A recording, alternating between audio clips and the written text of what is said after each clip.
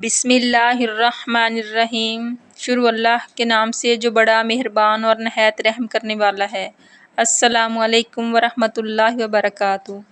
رسول اکرم صلی اللہ علیہ وآلہ وسلم نے ارشاد فرمایا کہ عقل مند در حقیقت وہ ہے جس نے اپنے نفس کو قابو میں رکھا اور موت کے بعد آنے والی زندگی سنوارنے میں لگ گیا، اور بے وقوف وہ ہے جس نے اپنے آپ کو نفس کی ناجائز خواہشوں کے پیچھے لگایا اور اللہ پر غلط توقع باندھی۔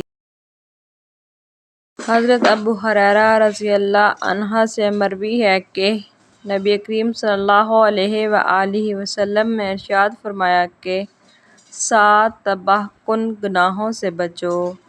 لوگوں نے پوچھا، اے اللہ کے رسول صلی اللہ علیہ وآلہ وسلم، وہ کون سے ہیں؟ آپ صلی اللہ علیہ وآلہ وسلم نے فرمایا، نمبر 1، اللہ کے ساتھ کسی کو شریک کرنا، نمبر 2، جادو کرنا، نمبر 3، ناحق کسی آدمی کو مار ڈالنا، نمبر 4، سود کھانا، نمبر 5، یتیم کا مال ہڑپ کرنا، نمبر 6، میدان جہاد سے بھاگ جانا، نمبر 7، مومن بولی بالی پاک دامن عورت پر بدکاری کی تہمت لگانا۔ بیمار پرسی کی فضیلت۔ رسول اکرم صلی اللہ علیہ وآلہ وسلم نے فرمایا، جب آدمی اپنے مسلمان بھائی کی بیمار پرسی کے لیے جاتا ہے تو وہ جنت کے میووں میں چلتا ہے یہاں تک کہ وہ بیٹھے۔ جب بیٹھ جاتا ہے تو رحمت ڈانپ لیتی ہے۔